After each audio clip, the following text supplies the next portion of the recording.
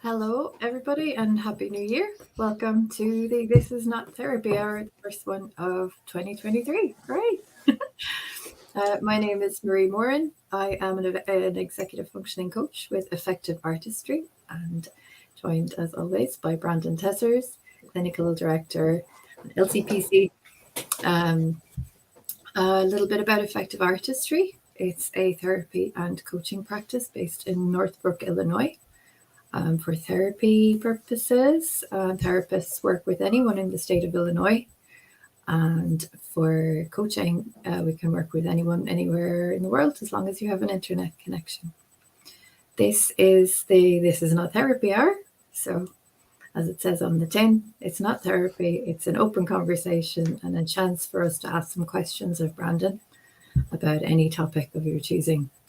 So we normally have a topic prepared. And we have one in mind for today, but if you're in the chat and you want to take the conversation in a different direction, feel free to do so, and feel free to join in and ask questions and give us any comments or thoughts as well. Anything I've left out, Brenda? No, that sounds great. Yeah, we're hopefully we'll be able to expand the states that we can work with people for therapy in sometime soon, but Excellent. Nothing yet. So hopefully that'll change. But yeah. Sounds good. Thank you. So, Happy New Year. Have you enjoyed the holiday? Happy New Year to you. Yeah, it's 2023, which is very strange. Yeah. I feel like this is like the 5th year in a row where people, probably even more than that, where people have been like, oh, finally, good riddance to 2022. Let's look for it. It's like, I feel like ever since 2016, the end of every year has been like, oh, this was a bad one. Next one will be better, Yeah. And then the pandemic hit and it just feels like one long year sometimes. Yeah. Certainly, yeah.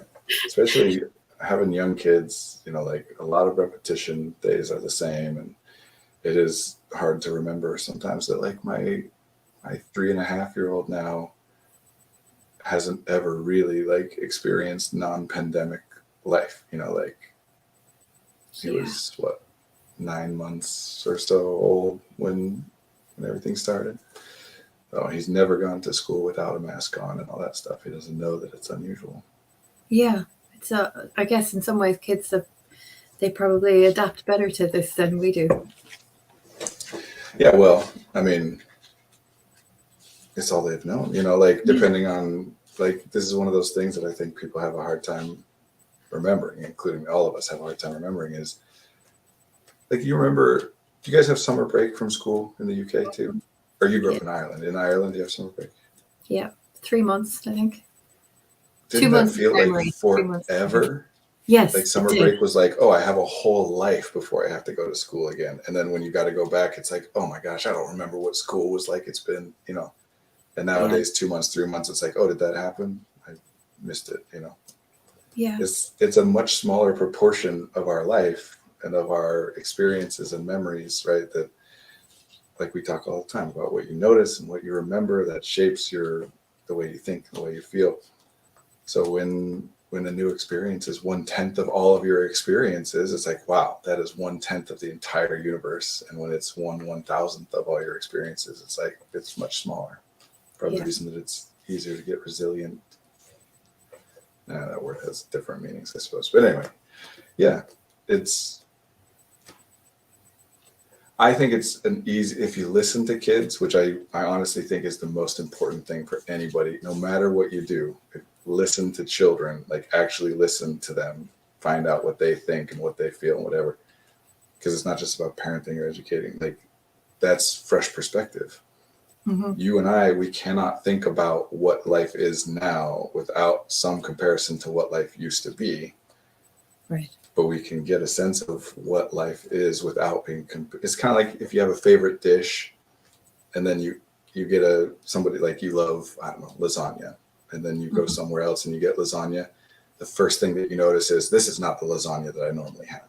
So you don't evaluate it as like this is delicious or not. It's wait, that's not what I was expecting, and so that initial response is I don't like this, and it's very difficult to move past that and be like, okay, ignore it. Pretend this isn't lasagna. Pretend it's a different dish. Do you like it? Oh yeah, it's quite tasty. It's just not lasagna or whatever.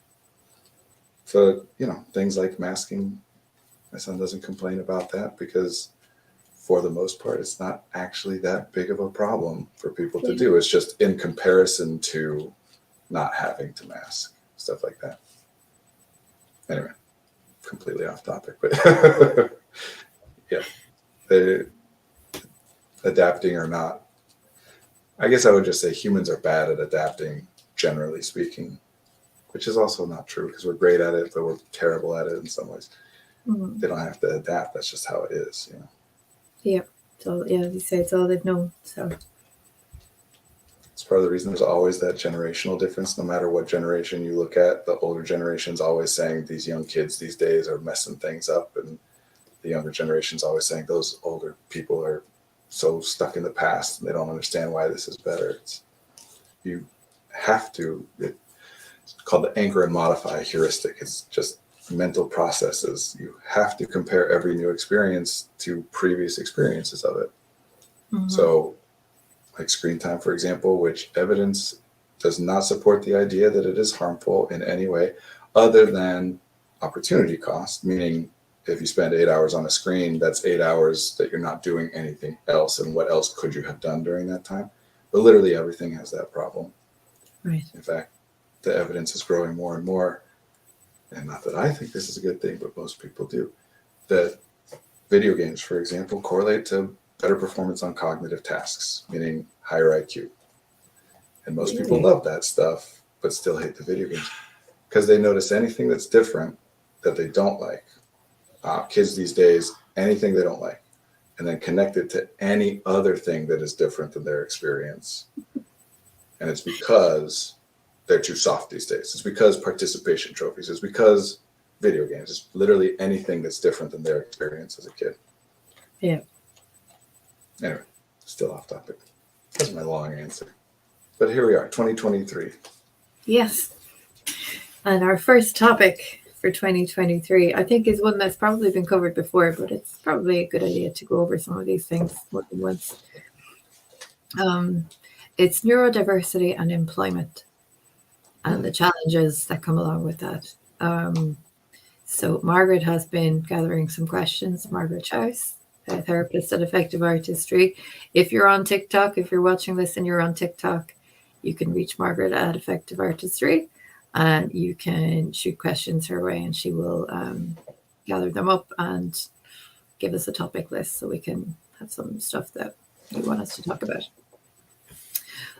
So we have a few questions, and I was looking up the statistics on this, and I was quite shocked actually to discover that in the US, 30 to 40% of neurodivergent people are unemployed or underemployed.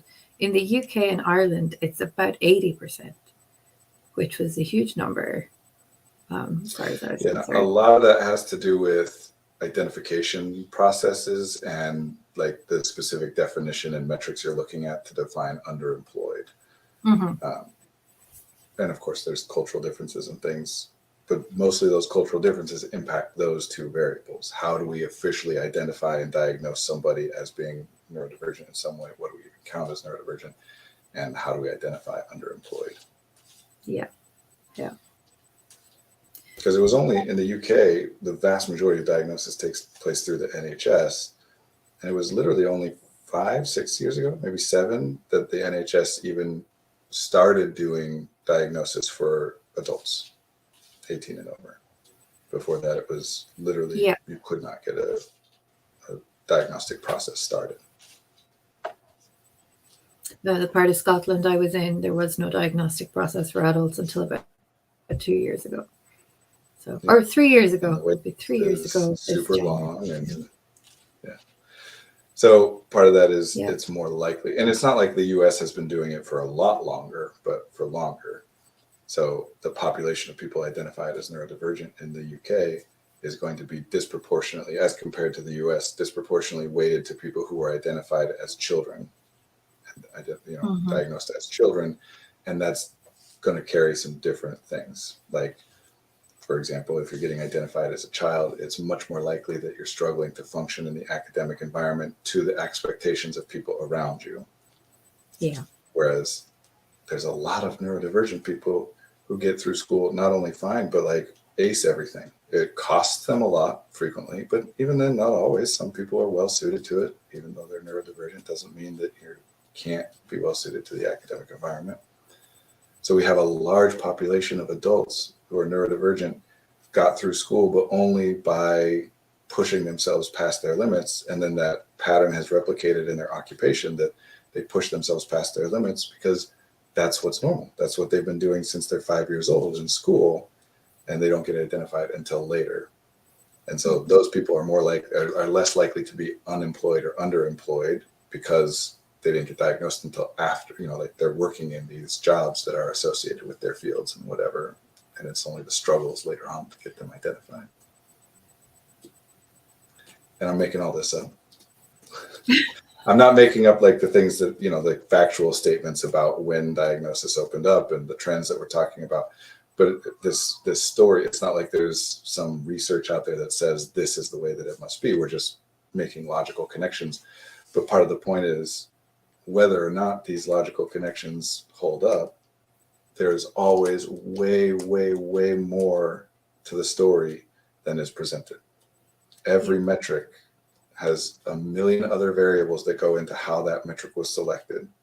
Every statistical result, there's something we call p-hacking, which just means that quite frequently in research, people will start with, I need to find this result. They go and get a bunch of data, and then they just do different ways of analyzing the data until they find one that supports the conclusion that they were going in looking for. So I always want to make sure that people are being cautious about, you hear X is connected to Y. Well, there's a lot behind that. It's not as simple as it sounds in the headlines. Anyway, yes, large portion of neurodivergent people are unemployed and underemployed for sure. So the question is, what are the reasons for that? That's a big question. I know. Very many. Well, some of it we were just discussing, so that's good because I was feeling guilty about being off topic right at the beginning. But that's a big part of the answer to this is, how do we identify someone as neurodivergent? And a large proportion of the people who get identified as neurodivergent are identified because others around them, especially young, when they're in the school system, other people around them are caused problems by their behavior. That they're misbehaving in class, which if we recontextualize it, we wouldn't call it misbehavior. That's just how they process or how they regulate or whatever. But it's against what the expectations are of that environment. And because of that, it causes problems because the environment is constructed with a certain pattern of behavior and experiences in mind. And anything other than that needs to be addressed separately. Even if you don't think it's bad, it still takes extra to address it. So it still causes problem. It's a drain on me, the teacher, to have to do some extra thing, even if I think it's totally reasonable and good to support them. And that's likely going to translate into the same thing in the workplace, because the workplace and school, the academic environment, are designed around each other. They're designed to mimic each other. The stated purpose of the educational system, well, I guess I shouldn't say the stated purpose, because the stated purpose is to educate people, but no one really defines what that means. If you look at the metrics by which we measure success in academics, it is all eventually tied to employment. Right. Because it backtracks through the university system and through high school and through middle school, even down. We're always talking about readiness for the next level. And in the university system, readiness for the next level is employment. Do we produce employable people? So, and I want to be clear, I know a lot of people are talking about school teaches conformity, not content and whatever. The truth is it teaches both to the best that it is able. Like when you have a structure where you have to teach 20 children all at once, you have to have a certain level of conformity to be able to do anything. You can't have one teacher teaching 20 children and each of those children gets to do whatever works best for them individually. That's just not possible. So there's a fair criticism, and there are certainly lots of things that we could and should do better or differently.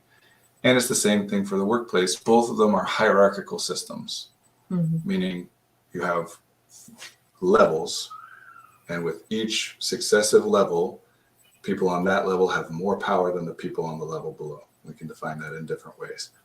And there are fewer on the next level up. And on the next level up, there are fewer and there are fewer. It is really one of the like only workable ways to manage any large scale system with any kind of centralized standard or quality or whatever criteria, right?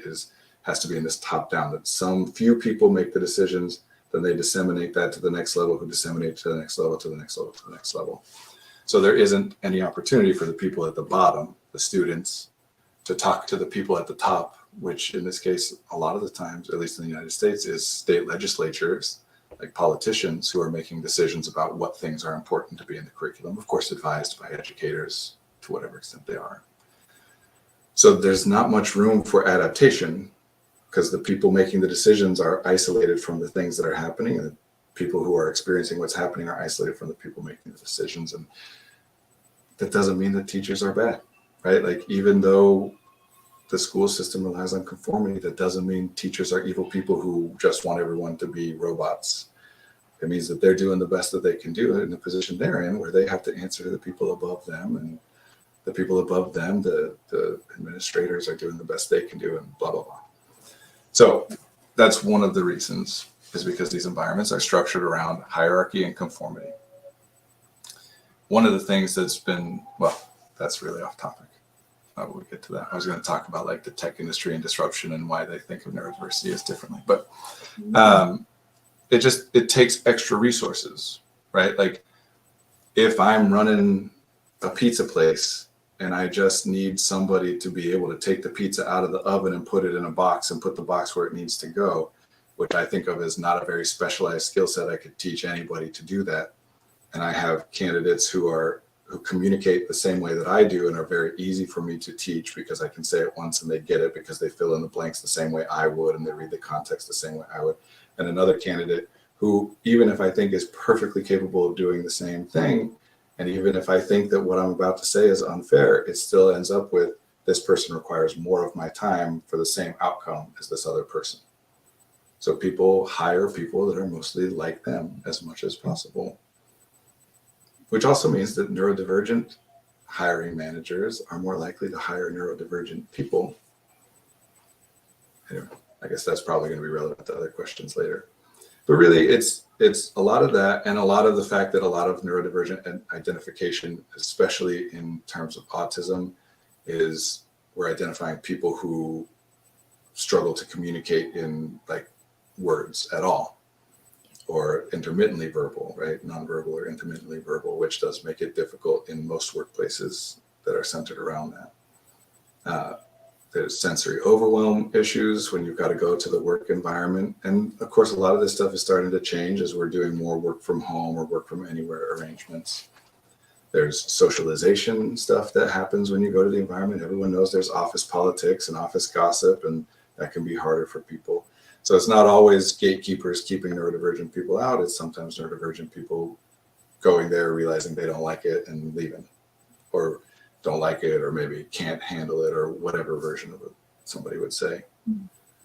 I think, yeah, that was one of the questions, actually. What kind of interpersonal issues might you come up against if you're neurodivergent in a non-neurodivergent workplace?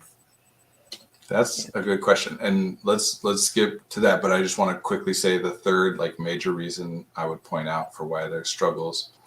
Oh no, I lost it. Hold on, I can get it back. What were we saying? We're saying that harder to get in. Once you're in, it can be more difficult for people to. Oh, the third is neurodivergent people are much more likely to push themselves to the point of burnout. That two different people who both have the same roles and responsibilities, a neurodivergent person versus one who is not neurodivergent. I hate these labels. But for practical purposes, if, for example, if your workplace, as most do, say that you're expected to work for 8 hours a day, well, nobody does that. You can't. You can do it for some period of time, but it's unsustainable, and then you eventually end up burning out. So what happens, some people, they just don't care what they're told to do. They understand, or maybe it's not an understanding. Maybe they just assume they understand, even though it's not what is intended to be understood. They're like, okay, they say 8 hours a day, but really they just mean like, get your stuff done. Yeah. Some people will hear it and say 8 hours a day. Oh crap. Oh man, I'm only doing 6. Like, what's wrong with me? And they, like, I would say there are so many, at least in America, and this is definitely a projection off of small anecdotal data, but there are so many small scale businesses where it's really like one neurodivergent person is running everything and making everything work, and everybody else is just kind of along for the ride. You know, like there's that joke in the university system often that like the dean doesn't run everything, the president doesn't run everything, the head of the department doesn't run it. The person who actually runs everything and knows the answers to all the questions is someone with a title like assistant to the assistant to whatever. And everyone knows, yeah, don't talk to them, go to this person. You know, like, Yeah. it is, neurodivergent people are much more likely to be taken advantage of, because again, the only thing we can say definitively about anyone who identifies as neurodivergent is they have a concept of themselves and a concept of normal, and that those two things are significantly different in some way that they believe is impactful on their performance, their experience, their thoughts, their feelings, their communication, and at least to some extent negative, which means if you think you're normal and you're struggling with something, you're much more likely to say, well, that's because this thing is built wrong. Because if I'm struggling with it and I'm normal, then normal people would struggle with it, and this is therefore, you know, a poor thing, poorly constructed thing. If I am not normal in ways that I know make it so that I'm struggling with things that other people don't necessarily struggle with, and then I struggle with something, I'm much more likely to say I'm struggling because of me, because I'm deficient in some way, because I'm doing something wrong. And so I don't do as much questioning what it is that how this is constructed. I just kind of jump automatically to, I'm screwing it up again. This is my ADHD getting in the way again. And so I don't address, we tend to not be as good about setting boundaries and saying no. We tend to be much more focused on making everyone happy, because we tend to be much more disproportionately impacted by the idea that someone might not be happy with us. Yep. It's not an easy thing to just say, oh yeah, they're pissed at me. Oh well, whatever, they're wrong. It's like, they're pissed at me and I know they're wrong, but how dare they be pissed at me and I'm still thinking about it and blah, blah, blah. So those would be my 3 like major categories. Remind me what the question we were going to switch over to is. What kind of interpersonal issues are we likely to come up against in the workplace as neurodivergent people? Same as anywhere else, which is just the way that communication is structured, because of cognitive miser, because of all these things we talk about all the time. People say and do the bare minimum of what they think is necessary in order to accomplish what it is they're trying to accomplish, which means nobody ever is saying exactly what they mean, because you can't really. Like, I talk a lot and I choose my words carefully and I go slowly and take my time. I still can't say anywhere near everything that I'm thinking. And even if I could, whatever words I end up choosing, it's never going to be like, yeah, that's exactly it. It's just going to be, this is the best I can come up with of how to give an impression of what it is I'm thinking. Now, the more that it causes you problems, miscommunications, either people interpreting you differently than you intended or you interpreting them differently than they intended, the more that causes you a problem, the more your brain is going to shift resources onto paying attention to communication. And is someone interpreting me the right way as I intended? Am I interpreting the way they intended? And so on and so forth. Which again, neurodivergent people, if you identify as neurodivergent, you have most likely shifted a good amount of resources onto observing the fact that I don't always understand what other people are saying to me, and other people don't always understand what I'm saying to them. It's not unique to neurodivergent people, but not everybody pays attention to it to the same extent, right? But so that's going to be the problem, is that you're going to misinterpret people and they're going to misinterpret you. And when you have the added piece of, we're not friends, right? Like, this isn't us sitting around chatting about, something that we find interesting for fun, and we can talk about it as long as we want and whatever. We are intended in this work environment to produce something, to accomplish something. And so most of our communication is centered around somebody needs something from me in order to do what they're trying to do, or I need something from them in order to do what I'm trying to do. So we're trying to be efficient. And so we default even more to just quick. One of the most common complaints for neurodivergent people is, how long does it take you to read and respond to emails? Why can other people just dash off these emails real quick. And for me, it's like takes 2 hours to write 2 paragraphs. Yeah, because we're much more focused, generally speaking, on communication and interpretation and blah, blah, blah. So that's part of it. And it is scary to think like, okay, if I dash off a quick email that says 1 sentence, what if they think I'm being terse or rude or demanding? I'll never know because they'll never tell me, because that's not the nature of our relationship, where they're going to come back to me and say, hey, just so you know, you came across as terse. So I just have to guess and wonder if they're thinking that. And because I think about communication more than most people do, I'm going to think about that a lot. But the things that I've learned to help kind of navigate that, to communicate and stretch it out and be more clear and use metaphors and all this other stuff, I don't necessarily have the same access to, or it feels like at least. And then you layer on top of that professionalism, which is the idea that we should all have some similar understanding of what is good behavior versus bad behavior, or appropriate versus inappropriate behavior in the workplace, which again, no one does. We don't actually all have the same understanding. But if I think of myself as different and deficient, I'm much more likely to be aware of the fact that I don't understand what everybody else seems to be understanding. And if and when there's a problem, I'm much more likely to think of it as I'm causing the problem because I missed something and they must all understand it together. But like sexual harassment, for example, is not something, anecdotally speaking, that I would say neurodivergent people do disproportionately. If anything, I would say the opposite seems to be true, where we're extra careful. It doesn't mean it never happens by any means, but that trends wise. So that's inappropriate behavior, but we just think of it differently, right? Like we put that in a different, oh, that's just someone being a jerk, not someone being bad at understanding how different people will interpret what they're saying and blah, blah, blah. Even though those people will often say, okay. Well, I was just going to say, I imagine with workplace bullying, neurodivergent people are less likely to be the perpetrators, possibly more likely to be the victims as well.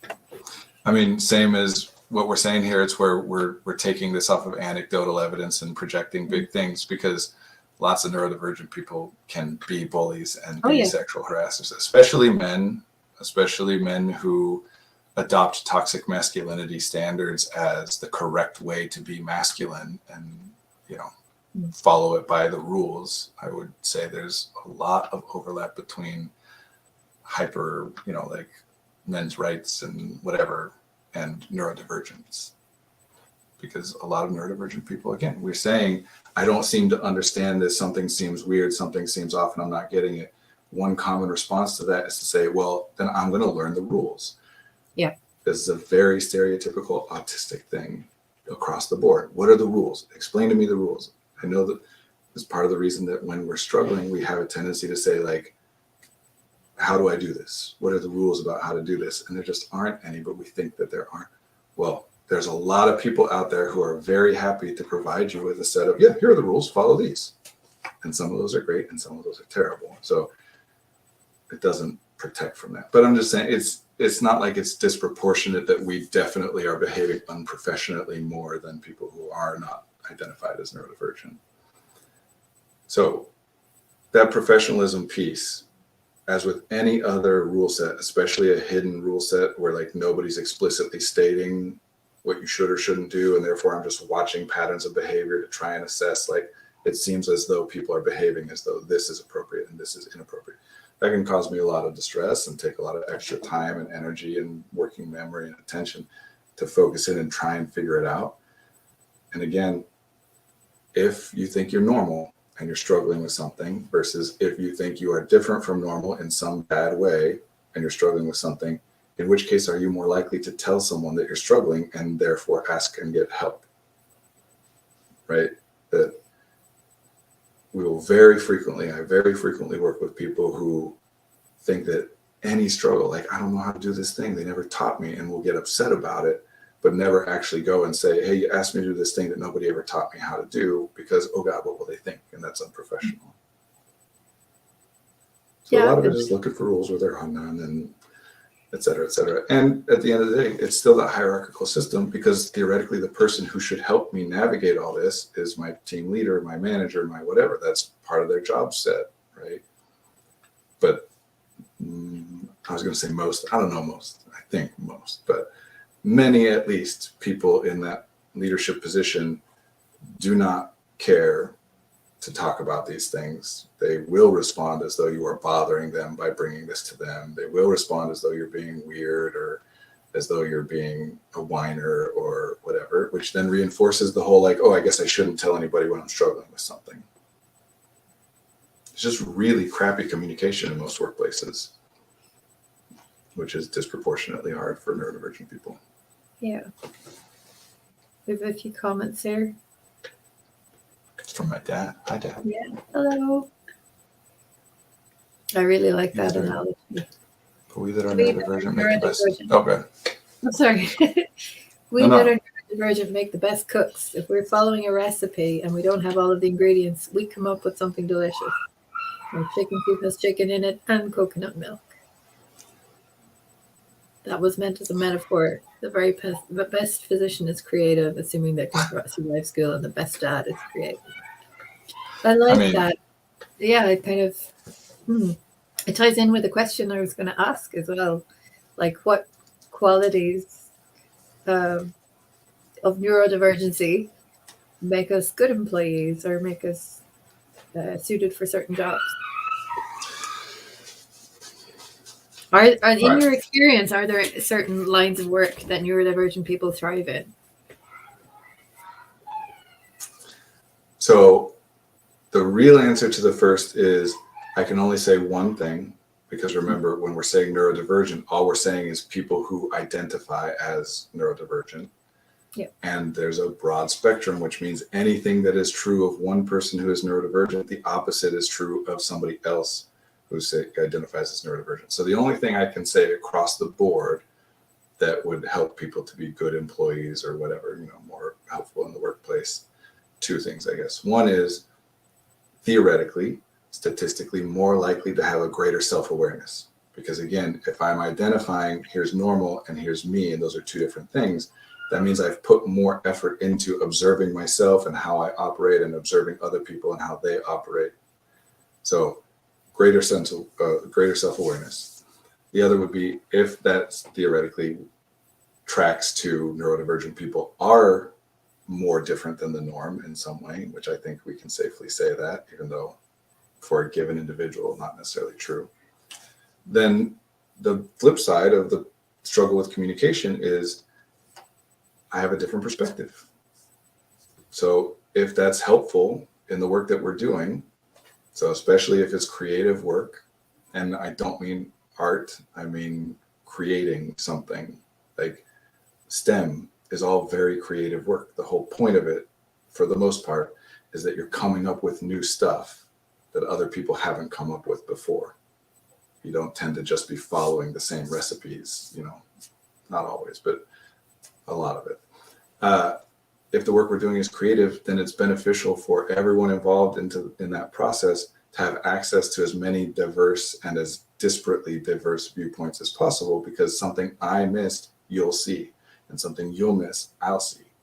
So as the differences between us increase, the more different we are from each other, the more difficult it is to communicate, but also the more beneficial it is if we manage to communicate. If we're all the same, very easy for us to all communicate, very easy for us to set expectations and all we do the same thing. But anything that one of us would miss, all of us will miss because we're all the same, including problems with the way that we're doing things, but also including potential improvements that we just didn't come up with. So two things across the board. The second one, no, I can't say that there's a field that's better for neurodivergent people, because it's like, even that statement, which I do like, I like that metaphor, and like talking about creativity, that's a very stereotypically ADHD thing. It is not a stereotypically autistic thing. Mm-hmm. The opposite is often true when we're talking about stereotypical presentation of autism, which is, no, I'm going to do the exact same thing, the exact same way every time. And if you change up anything on me, it's going to cause me to melt down. I'm not adaptive and creative in that way. So this is part of why we're so careful with how we define neurodivergence and all that, is because even if we're just talking about it as ADHD and autistic, well, then those two things are still very, very different, and in many cases practically the opposite of one another. What I would say, the metaphor I have used in the past relies on knowledge of the video game Minecraft, so I won't use it as is, but think of it as if I gave you a rule when you were born that you can never spend 2 nights in the same building. Or if I gave you a rule when you were born that you must spend every night in the same building for your entire life. That incentivizes different things. And the person who can't ever spend 2 nights in the same building, they're going to be much better at certain things than the other one, and much worse at certain things than the other one. So if I have to spend different nights there, well, I'm going to be really good at exploring. I'm going to be really good at adapting. I'm going to be really good at meeting new people and assessing situations for when it's safe or appropriate for me to be able to go into some place. I'm going to know a lot more about generalities. I'm going to know a lot more about people because I've met so many different people. But I'm going to know a lot less about any individual person because I don't stay in one spot to learn about them. And my living space is not going to be tailored to me because what's the point of putting in that effort? Whereas the other side, I'm going to be able to design something in great detail and tinker and modify and tinker and modify and improve incrementally. Oh, I will never be done because I'm going to be here every night anyway. I am just automatically going to be constantly thinking about how could this thing, even though I've already made it really great, how could it be even better? As any new thing happens, it's going to really disrupt me because I've just set everything up in such a way. It might bother me that something changes, but I'll also be pretty good at give me some time and I'll adjust to the changes and make it even better. So some jobs really want the first, some jobs really want the latter, some jobs want both in various mixtures or equal measure. So yeah, there's not a way to say that. We could divide it up and say, like, what are fields that are theoretically better suited to ADHD or to autism or to dyslexia or various different types of, what we would call being neurodivergent. But broadly, no. Except I guess any workplace in which communication is either less relevant or more resources are spent on making it be better communication. Yeah. So really the question is how to make workplaces more accessible, more neurodivergent friendly, more accommodating. Yeah. I guess different ways of thinking. And companies call me in to talk about this stuff with them, but really all we're saying is how do we make workplaces more inclusive? Yeah. To like narrowly define it as more inclusive to neurodivergent people is again antithetical to what the idea of neurodiversity is. The whole point of neurodiversity is that everyone is unique, everyone is different. Not, okay, there's 2 categories of people, normal and neurodivergent. And we're already great for normal, so teach me what I need to do to be great for neurodivergent. That's not how it works. You can't do it that way. So all we can really say is how do we make workplaces more inclusive? And the only way to do that is to prioritize communication and adaptability. Mm-hmm. That we make it easier for people to state to those who have the power to make changes what it is that would benefit them, what it is that is problematic for them, what they're good at, what they're bad at, what they're struggling with, what they're excelling at. We make it easier for those people, for everybody, to get feedback about their performance, their impact they're having on other people, getting feedback from others about what those others seem to think they do well with or struggle with, because our self-evaluation isn't always accurate. We will frequently, and I don't mean we neurodivergent people, I mean we humans, although it's probably more intense with neurodivergent people on average, but we will frequently think we're terrible at something that other people would say we're great at. And we will frequently think we're great at something other people would say we're terrible at, because those things are intrinsically linked. If you think you're terrible at something and you think it's important, guess what you do? You focus on how to get better. So the things that you're the best at usually are the things that you think you're the worst at, because if you didn't think you were bad at it, why would you keep putting so much effort into getting better at it? Whereas the things that you think you're good at are often the things that you are the worst at because you've never bothered to try and get any better. Of course, it's not one-to-one, but So yeah, it's about inclusivity, and it really is about, I mean, ideally, eliminating and replacing hierarchical structure, but that's not a practical answer at this point. Like that's a long discussion, but within the structure that it is, the real answer is that team leads, managers, like the people who are in charge of how teams operate, how groups of people operate, they need to do much, much more in communication and much, much less in enforcement. They need to do much, much more in adaptability, in identifying the things that their staff, their team members, their reports, whatever you call them, the things that those people struggle with and succeed at, the environmental conditions that hinder or help them, and then adapt as much of that as they can to lean into each person's strengths, to devise environments that support and incentivize and facilitate the kinds of things that they're looking for from their team.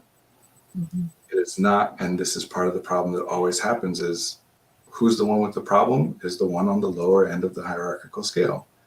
I'm the one who's very clear on this isn't working for me, but who's the one with the power to actually change and do something about that problem is the higher up. So it always comes back to, okay, this is great. These are all great ideas. How do I get my manager to do any of it?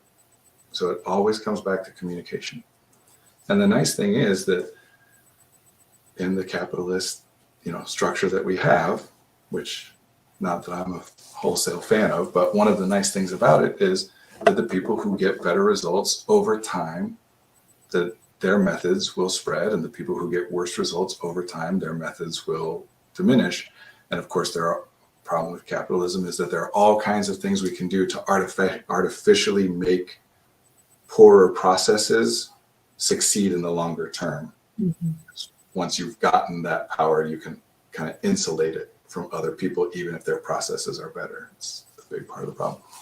But in a lot of the work that we're talking about generally, like, because mostly what we're talking about is information work, knowledge work, office work, like work that involves the brain.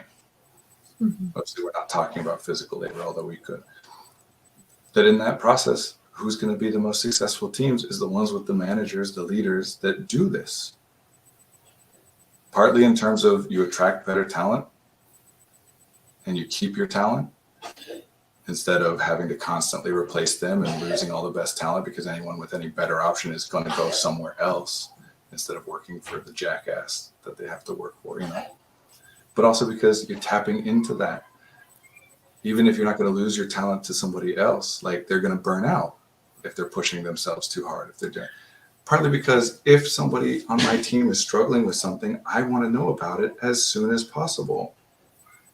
I don't want to find out 2 months later that they've just been pretending to try and work on something that they don't really know how to do it. I want to find out 5 minutes later that they don't know how to do it. And so if I make it easy and safe for them to come to me and tell me that, if I make it clear that I want to know these things, that I'm not upset about these things, then I'm going to get more of that. And that means my process is going to work better. Mm-hmm. So how do we do it? Yeah, it mostly has to go through those people, the people on the higher end of the hierarchy. And that means we need to communicate to those people how it's beneficent for them, how it's helpful for them to do it. Because even if those people are, yes, this is helpful for people and I care about being helpful and inclusive and whatever. Well, they still can't do anything until someone else tells them what they need because they're not doing it for themselves. They're doing it for other people. So until those other people tell me, and B, sometimes when those other people tell me what they need, I'm still going to say no because sometimes it's not feasible. Or sometimes, sure, that would help you, but it would impact other people on the team in a negative way, and I have to find a balance. But if that's the case, and they don't always know when I'm going to say yes or going to say no, it incentivizes them once again to go back to guessing about how I'm going to respond to things before coming to me, which makes it take longer, blah, blah, blah, blah, blah. So we make it clear to them why it's helpful for them, beneficial for them, because then they're incentivized to do it. They don't have to wait around for people to come to them. They will proactively go to people and say, how can I help? Because it makes their results better. It makes their life easier. Yes. Because there's statements about this, right? Like you can do it fast or you can do it right. or better to do it slow and correctly than fast and twice, or, measure twice, cut once. All these phrases about it, which is effectively just, yes, if you're working on something, it can be disruptive to your process when somebody comes to you and says, hey, I need to change something about the process. And you're like, oh, this process has been working for everybody. What? We're in the middle. And fine, you can say that and you can shut it down, but then you're going to have to deal with it later. And it's likely going to become a bigger problem by then and take more resources. So you're doing your best to make your judgment of, is it better to take some time to handle this now when it's smaller, or put it off and handle it later when it's bigger? And there's not a right or wrong answer. It's just, we want to make clear to incentivize people. The more you focus on communication in your work, if you're one of these leaders, the better everything will run. Absolutely. Do you find when you give these talks, do you find that people are open? Managers, team leaders are open to to the extent that I get feedback, yes. But if there's anybody who isn't open, why would they give me feedback? Yeah, Nobody's going out of their way to say like, no, all your ideas are bullcrap. Like, it's only the people who like it that come to me. But that's also why I communicate these things in the way that I do, why I use all these metaphors, or why I create these experiences. Like if I say to someone, you don't notice everything, and they think, yes, I do. Well, that's why I do the right now, you're not, until I say what I'm about to say 5 seconds from now, and blah, blah, blah about the chair. Because if they disagree with what I'm saying, I can't check that with like everybody I'm talking to and say, what do you think? And address each individual thought. But if I then create an experience for everybody, of course, they'd have to be paying attention and doing it, where it's very clear the point that I'm making. Because usually if they disagree, it means that they're interpreting it differently than what I'm meaning. Nobody has an issue with, no, of course I don't consciously notice the feeling of the shirt against my skin. But they'll often interpret the statement, you don't notice everything, to really mean you don't notice everything that you should, or you don't notice everything that's important or would be good to notice. Yeah. And that's what they have a problem with. So I want to clarify. So there's a reason I get asked to do these. Like I calibrate the way that I talk and communicate these ideas to be difficult for people not to be receptive to. Like, it doesn't mean you can't reject what I'm saying, but you have to make larger and larger and further out there assumptions, more wild theories to be able to continue to reject what I'm pointing out. Mm-hmm. That's part of the reason I don't approach it from an ethical or moral point of view of, oh, it's good to be helpful to people even though they're different. I do believe that that's true, but who cares? People either agree with that or they don't. I'm just talking about the process. You cannot deny, the way that I've explained it, you can't deny that having different perspectives means that you're going to have a group of people that catches things more than a group of people who doesn't, but also that means it's going to be more difficult to communicate. I'm not trying to paint it as a rosy picture. Everything, again, neurodiversity, everything is situationally advantageous or disadvantageous. So you need to decide what's more important to you. Is it more important to you to have an easier time communicating with people, but ultimately a lesser product or outcome, or to spend more of your resources on communication and have a more diverse team and therefore have better outcomes? And either answer is valid. Just know that you're making a choice. I'm not telling you which one you should do. I'm just laying it out. This is literally what it is. You can't argue with it. So choose what you want. Mm-hmm. So also, I tend to be invited in by people who are focused on wanting to do better to support neurodivergent people. It's not like people are seeking me out to pay me for a corporate speaking event that hate the concept of neurodiversity. But there's a lot of good data that shows that basically you're old-fashioned as a manager, things go badly for you. Yeah. The more you pay attention to what people are saying and adapt to newer progressive ideas, the better you're going to do. Of course, the flip side of that is the longer you've been doing it, the more likely you are to be old-fashioned because this is how it worked for you and it worked for you, so why should it change? And the more likely you are to then be in a higher position of power, and the more progressive you are, the earlier you are in your career and have to fight against that. It's this tension. Mm-hmm. And I should clarify, I'm not trying to position that old-fashioned is always bad. That's the natural tension of human culture is the younger and the newer always want to change everything, and the older and the more established always want to keep everything the same. And the most optimal stuff is somewhere in the middle. Yeah. I have to reinvent everything with every new generation. Like, we do want older people to say, look, this is how agriculture works, so that you don't have to figure it out. This is what we've figured it out. And then we want to take that and say, okay, great, I've gotten what you've given me. Now I want to work on improving it, which is part of why we focus on utility over accuracy. Because if we fight over my way's the best way, or my way's the best way, then we spend so many of our resources on that fight instead of saying, thank you for what you've offered, because I can see the benefit of it. It wouldn't be there if it had no benefit to nobody.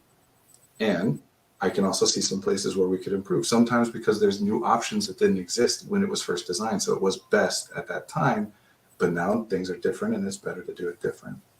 Sometimes, yeah, it could have always been this way and nobody saw it because they were building it from the ground up, but I don't have to spend my career building it from the ground up. I get to spend my career focusing in on little nitpicky details. It's just how development works. Like, yes, you were handed one and you worked your whole life to turn it into two. And then you handed two to me and now I'm turning it into three. Naturally, some of the time you're going to look at that and say, hey, what the hell? Like, I built two and now you're coming and telling me that it's worse. You have no idea what I started with and what I did to give you this better version, which is, again, I want to go back to communication so that people don't take it as insults. Don't take offense at, hey, what you did is great. And here's a thing that might even be able to improve on it. A thing that I couldn't have done if you hadn't done what you did first. But just like you worked to improve it, I'm working to improve it too. So thank you for giving me that opportunity. It's hard to do that. It's hard going on the hierarchy to talk to anyone higher in the hierarchy about anything being any different than it currently is without them coming away and saying, they're telling me that my process is bad and how they don't understand what I've accomplished. I'm higher up in this hierarchy for a reason. And it also, same with all power. Power does not corrupt. I hate that statement. I hate that statement so badly, because all that does is convince people who care about not being corrupt that they shouldn't pursue power, which makes it much easier for corrupt people to keep hold of the power. Power doesn't corrupt. But people who spend their resources on a thing are more likely to get that thing than people who don't, meaning people who are interested in power are more likely to end up getting that power because they're working toward it. And yeah, we could draw some conclusions about, they'd be broad because nothing is applicable to everybody, but we can draw some conclusions about the type of people who want more power and the type of people who don't want more power. It doesn't mean that either is good or bad. Honestly, I would like everybody to pursue as much power as they can, but that leads to other problems and whatever. Anyway, I'm getting a little bit off the rails, but this is what bothers me about this workplace stuff, because it's mostly talked about as, I'm neurodivergent in the workplace. What can I do to make it better? Including how can I talk to my manager or whomever about what they can do? And that's so incredibly inefficient. Yeah. It should be that the people that are higher up are the ones that are focused on how do I make it better for my staff. So I talk about this a lot. I'm passionate. Anyway, give me something else. I know we're running low on time, but I mean, I know we have legal protections in place. So at the we have the very basics in place with the, it's called the Equality Act in the UK and things like that you can fall back on if all else fails. But I guess kinda.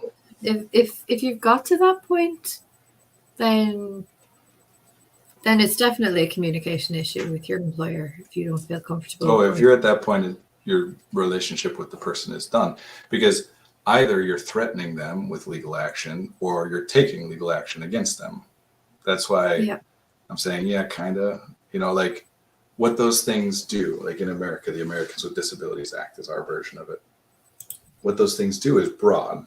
They provide equal protection under the law. They prohibit restricting access based on the grounds of certain protected classes, right? But they don't lay out what exactly that looks like, because you can't in like a broad like federal law. How do you stipulate exactly what equal protection means in every single environment? It's meaning that the enforcement is left to people who have to take legal action. If you think you're being discriminated against, the Americans with Disabilities Act means that if you can prove that you're being discriminated against, you'll win, because that's the law, is discrimination isn't allowed. But you still have to go through the process of proving it in court. And again, which side of that is going to have access to better lawyers and more money and better connections? So it's very difficult to do. So I do try to encourage people not to rely on that, because even if you're hinting at it, even if you're saying whatever you're doing to subtly give the impression of what you're doing might be illegal, it's interpreted as a threat, because it is. What you're saying is, you better shape up or else there will be consequences for you. And that is better to have than nothing. It is better to be able to fall back on, hey, if you keep doing this thing, you're going to be in trouble. But it does not promote good communication. It does not make your situation, your relationship better. So use it when you have to, but really try to do other things first if you can. So say you're in that position and you feel like you cannot disclose to your employer for whatever reason that you have a disability or you're neurodivergent, and you need some kind of what they call here reasonable adjustments in the workplace. Reasonable accommodations here. Yeah. So you're in that situation, you don't feel comfortable disclosing to your employer. What next? This is one of the things I work with people all the time on. Remember, utility over accuracy. So you could say, I am autistic, and therefore it would be helpful to me if you kept the lights at a lower level in this work environment, so there was less sensory overwhelm or whatever. That's an accurate thing to say. But you can describe the same situation and ask for the same thing without using the same terminology. You can just say, the light is hurting my eyes. Could we keep it down a little bit? You could just say, I'm much more productive when the light is kept at a lower level than when it's brighter. You could say, as many people have, I struggle with fluorescent lighting, without having to attach it to any personal identity label. So part of the issue of neurodivergence, the identity of I am neurodivergent, is that people will often feel as though they need to be able to justify anything that they're experiencing, that they can't just say, this light bothers me, that somehow would be too demanding or too finicky or too whatever. But if I can say this light bothers me because I'm autistic, then it's okay for me to say it. Which once again goes back to, we want the leaders to be more open.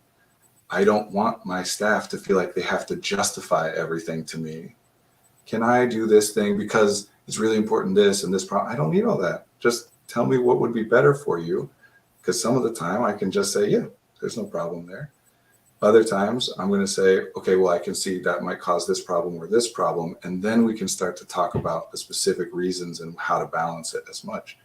But if you have to preemptively justify everything, that takes up so much of your resources that I would rather you be spending on other things. I don't want you to have to sit there being unproductive.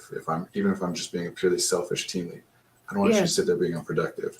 I don't want you to sit there struggling. I don't want you to sit there suffering, if I'm being less selfish in how I describe it. But it's all the same thing until you can come up with a good enough justification to give to me. And then even once you have that justification, it still has to be that the thing is bad enough for you to be able to give. In other words, no, you're not going to come to me and tell me that you struggle to meet deadlines because you have ADHD for no reason, because you don't want me to think of you as someone who struggles to meet deadlines.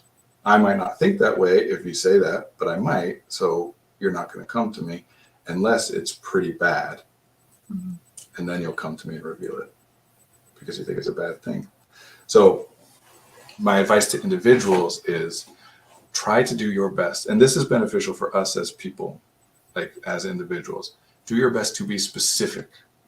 Don't lump things all together. The whole purpose of a label like autistic or ADHD or neurodivergent, the whole purpose of those labels is to take many different distinct things and lump them together and say these are all connected to each other in some way, somehow. So then it's often useful to use that label term that kind of covers all these things that we think are connected some way, somehow. But oftentimes people will then just focus on this and lose track of all the specific individual things that are distinct from one another. Does the fact that I sometimes struggle managing my time mean that I must also sometimes struggle to regulate my emotions? No. Do they happen in the same context? No. Are they both ADHD? Sure. But is it always useful for me to just say to somebody ADHD instead of saying, I need to do this to regulate my emotion, or I need this support to regulate how I spend my time? So it's really, really helpful for us, because otherwise, how do you solve problems? Even individually, right? This is something I talk about with clients, even in consults all the time. People say, I need to get better at getting stuff done. What do you mean? I need to get better at getting stuff done. Like what stuff? All stuff, everything. Give me a specific example. Like I need to get better at being able to get my essays written and turned in on time. Okay, tell me more about these essays. Well, it's not about the essays. It's about everything. I need to get better at. That's not a thing. You can't do that. And neurodivergent people also tend to be intelligent. Remember how we describe that as cognitive focus and pattern recognition, whatever. Not better, just different. We tend to be more intelligent, which means we're more likely to say this thing happened and this thing happened and all these different things happened that were problems. And I can come up with a way to connect them all. And that connection between them all is that I am neurodivergent. And therefore, if I stop acting like a neurodivergent person, then I will solve all my problems all at once. But as you get more general and generic, you get less defined. That's what it means to be general. I can say, oh, on a day, and that's a very general thing, and any day will qualify as a day. But then if you're saying, how do I have a good day? Well, then any answer I give has to qualify for literally any day. It's very tough to do. If I say on a Monday, okay, well now we're more specific and we can come up with more specific. If I say on the day after more specific is better. So usually when people are saying that I need to disclose, right, that I'm autistic or that I have ADHD, they're doing it because they think that that's justification that's necessary, that nobody will support them unless they can prove I need that support because I am autistic. It's often a big part of the problem with self-identification versus official diagnosis as well. Those debates is we have to prove you don't deserve it, I deserve it, right? And there's reasons for that. A lot of that comes from the school system where there are very finite resources and have to be allocated in certain ways. And so we do prioritize and identify who deserves what. But in the workplace, it's not the same, because different process equals different results, equals different resources. School is not like that. Whatever happens to the kids, we still have the same budget.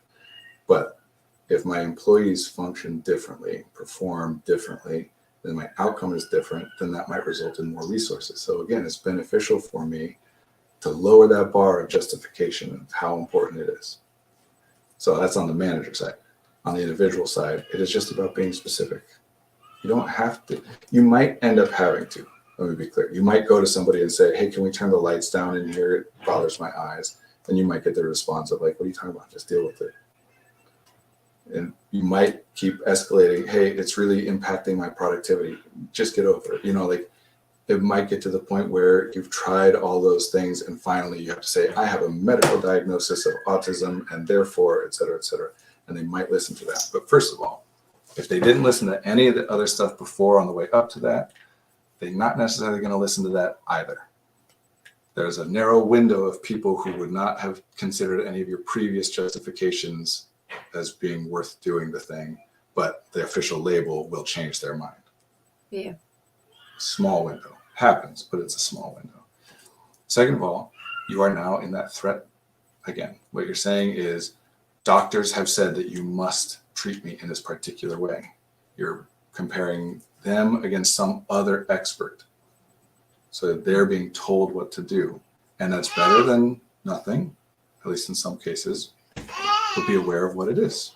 Generally, somebody who has not been willing to listen and change up to that point is, even if they're in that window that they're going to change then, is probably going to be pretty resentful about the fact that you've come into them that way. Yeah. Which then reinforces this idea that, oh, it's dangerous for me to disclose. Because if most of the time when I'm disclosing to somebody who's pissed at me for asking for something and now feel as though I'm forcing them, then yeah, they're going to be mad at me for disclosing. And then I'm going to say, yeah, managers don't want that. Where a lot of managers, if I just disclose and I'm not asking anything, just so you know, I have ADHD. They won't give a crap. They probably won't even hear it most of the time, because if you don't give them a reason that that information is relevant, I have ADHD and therefore you should, or I need, or whatever. Just I have ADHD. Okay, cool. It's like saying I'm a soccer fan. Like, okay, cool. I'm busy. Like, what do you need? So that's my best answer, is don't jump to the justification. It's worse for you. It makes it harder for you to ask for help. It makes you feel like a burden and a drain. It reinforces the idea that it is bad to be whatever thing that you are thinking is a justification for your request. It makes it harder for you to improve. If I think I have a hard time falling asleep because I have insomnia, then what do I do about that? There's very limited options. Where if I think I have a hard time falling asleep, I wonder what that might be. Maybe it's this. Well, I can change that. Maybe it's that. I can change that. So, and if you're a manager or a leader, then open yourself up to new ideas. Ask yourself, is this actually, was it this conversation we were talking about the lasagna thing? No, I think that was in a consult. It's like, if you have a favorite dish, if you love lasagna, your mom makes lasagna and you love it, and then you go, oh, we did talk about, okay, yeah, I get these conversations confused sometimes. Same deal. Try as a manager, when they're coming in and saying something, try to move past just, well, that's different and therefore I don't like it, and into, let me consider this thing on its own merits. Is that something that would actually cause me a problem to lower the lights a bit? It might, depending on what you do and what the environment is and what other people want, but it might not. So consider it, instead of just assuming, oh, that's going to cause problems. Of course, again, those people have their bosses that are putting stuff on them, and they're being asked to do more than they have time for. So how do they free up time to do communication? And they have to go to their boss and say, this is why we're changing things. And so whole thing. So it's not easy, but that's the best we can say in a generic sense. We can talk about individuals and what they need to do, or what a specific team or culture or corporation needs to do differently. But generally, lower the bar. Just ask for what you want without. One of the things I say to people all the time is, we generally in this culture have an idea that you should do what you're supposed to do, what your idea of what everybody thinks you should do or is the stated best thing to do, unless you can justify doing what you want instead. And instead, what it should be is do what you want to do unless you have reason to think that it would be better to do otherwise, which is not uncommon, happens constantly. I would love to take a nap, but I got work to do, right? Like, I would love to be on the beach, but it costs money and time, and I need to be here for, at any given moment, there's tons of stuff you would love to do, but there's reason not to do it. So it's not rare. We're just shifting the burden of evidence from, I have to justify being able to do what I want, versus I have to justify why I shouldn't. Because then you know the real reason, instead of just feeling like, oh, I never get to do what I want. It's, well, I can't do that thing because of this. I can't do that thing because of this. And it's less of a burden. You can follow your impulses. I'm going on and on, but basically every adult I talk to, not even just clients, like just people I meet, like every adult asks these same questions and says these same things over and over, because of these underlying premises of, anything I want that's different from what I think is normal is bad, and therefore I shouldn't think about it or do it or want it. I shouldn't say anything about it or pursue it unless I can justify why it's okay, which just slows everything down. Yeah.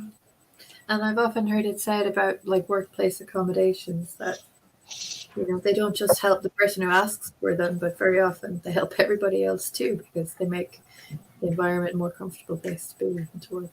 Yeah, a lot of them do. And sometimes something that makes it more comfortable one for me, less comfortable for others. But even in that case, it still indicates to that person that this place is responsive. Yes. That if they're going to make that change for that person, even though I don't like it, well, maybe they would make some change for me too, which right. Makes it easier for them to talk to you. Like it's a snowball rolling downhill. You start moving in the right direction and it goes further and further that way. And yeah, if you start moving in the wrong direction, it goes further and further that way. People clam up. Mm-hmm. If you have like interpersonal issues on your team, guaranteed 100% you have communication issues that impact your work, not just people's personal lives. So if you just write that off as, oh, people are so petty. No, you've created a context in which people are getting upset about things and not being able to discuss it. even if that's irrelevant to work in terms of a specific, conflict, because all conflict is obviously relevant to work because it inhibits the team working together. I honestly, this is a hierarchical thing too, and I know we need to wrap up, but a huge part of the problem is that, you know what the Peter principle is? No, I don't think I do. The Peter principle is the idea that that within an organization you rise to the level of your failure. Meaning, Okay. if you're on this level and you excel, great, we bump you up to the next level. You get a promotion. And you excel, great, we promote you. It's not until you're at a level where you're not doing so hot that we stop promoting you. So people rise until they get to a point where it's like they're struggling and not doing great, and that's where they stay. Mm-hmm. If you are a great programmer, well, your lifetime earnings, your power, your flexibility are all limited by the fact that you're not in management. So we take our best programmers and incentivize them to become managers, even if they're terrible managers. And now we're losing out on their great skills as a programmer, but also putting them in a position where they're not doing great as a manager. If we take our best performers and say, you can never get more money or do more or have more influence in this organization unless you switch over to leadership, then we end up with a bunch of crappy leaders and a bunch of teams where we're constantly stripping them of their best performers. Management shouldn't be hierarchical. It should be hub and spoke. It's not we take our best and move them up and therefore they make more. It's a specialized role. Someone on the team needs to focus on making sure that the whole team is communicating well. They're not in charge or better than. That's just their specific role. Instead of every person on the team has to have a good communication and relationship with every other member of the team, everybody on the team has to have a good relationship and communication with one person, and that person is the hub to transfer everything else around. And there are people, actually, especially neurodivergent people, who tend to focus so much on communication. There are people who are very well suited to that role that have a hard time getting to that role because you have to do something else first, when all you really want to do is talk to your colleagues, like those people on your team or in your workplace that everybody knows them and they know everybody and they have the details of everyone's situation. And when you're struggling with the boss, you go talk it through with them first. And when you're struggling with another coworker, you talk to them first. Like those people very rarely get promoted because they're spending so much of their time talking to everybody. And they're thought of as underperformers and like, just like in school, that is bad behavior, when they would make great communicators if that was their role. Yeah. And even they're the smoother outers, the people who smooth out all the lumps and bumps and difficulties. Yeah. They're the people who spend a lot of their resources thinking about other people's perspectives and experiences, thinking, how would this person receive this? They won't always be right, but how would this person interpret this? How would this thing impact that person? And if I'm spending my resources on that, I can't spend those same resources on how do I optimize this particular part of our process? So even within the hierarchical structure, if you're a leader, make somebody have that role on your team, because if nothing else, remember, we got to talk about it the way that is beneficial for the individual that we're asking them to do it. If nothing else, it takes all that crap off your plate. Yeah. And you get to focus on the stuff that you are good at and want to do. The reason that you went into that job, if the reason you went into that job is because you like communicating and supporting people and whatever, then great, you're one of those people we're talking about. If the reason you went into that job was for any other reason besides that, and that part of the job is annoying to you, then create a role on your team. And now you also only have to have a great communication relationship with one person. And you do. You have to listen to them. You have to have good communication with them. But they're the hub. And you only got to talk to one instead of having to talk to all 30. And you get to focus on whatever the other reasons are that you went into that role. It is good for you to do this. Absolutely. It's what my boyfriend and I call a person who does the peopling. And every organization should have someone who does the peopling. Yeah. And remember, we were talking earlier, quite frequently, the thing that you feel as though you are the worst at is the thing that you are the best at. And yes, neurodivergent people tend to think they are bad at doing the peopling. They tend to actually be really good at doing the peopling. Yeah. Quite frequently, we feel bad because we are picking up on more data, because we're aiming for higher things, because we set higher standards for what we're meant to accomplish. Some people get a C and they feel great. Some people get a C and they feel like a failure. If you get a C and you feel like a failure, it's quite likely that you'll be good at whatever that thing is because you're pushing yourself for that A. Yeah. If you feel like you're bad at socializing, because every question, if you get people to get specific about it, what do you mean you're bad at it? I just don't understand what people mean. Nobody does. I don't know all the unwritten rules. There aren't any.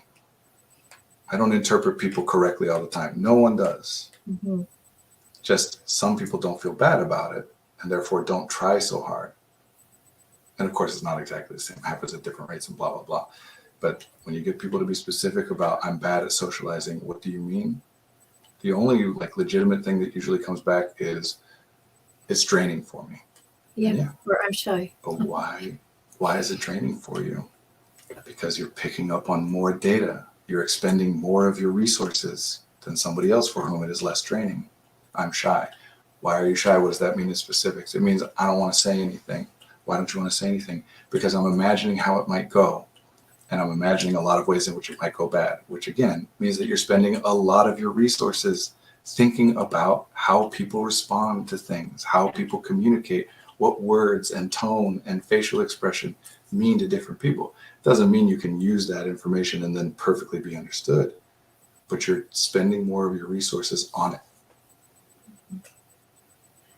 Another way of saying this is, if you feel bad about anything, you care about that thing. So people who come in and say, I'm just not motivated to do my schoolwork.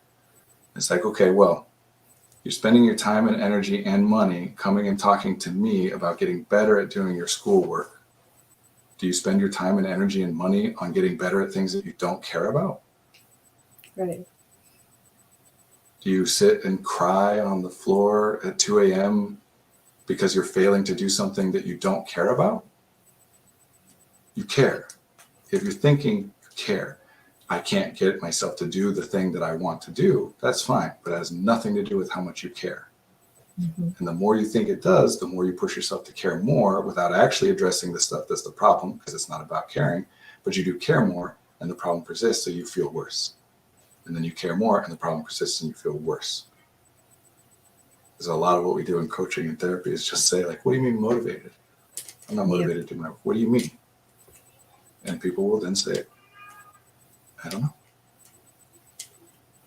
Because it's not a thing. And then you can look at what might really be happening because it's not about how much you care. Anyway, we're way over time and I'm going on things. Yeah. But neurodivergent people tend to be, we won't go into it some other time. I have some pet theories about the idea behind neurodiversity is that all these variable traits among people are beneficial to the group. Right, that we evolved this way because there's utility to the group to have someone who functions like this versus someone who functions like this. And I have my pet theories about why we as a species would have some people who have the experiences that neurodivergent people have, including why we would be so hyperfixated on what are different people like, and am I the same as them or different than them, and how do we understand each other, and what's appropriate and what's not, what role that serves. Anyway. Oh, I want to talk about this next time. Yeah. Thanks for sticking with me, Marie. Sorry we're 20 minutes over. Not at all. It's good to be here. And, same time next week. Yeah, same time next week. All right. Thank you. Bye, everybody. We'll end the broadcast.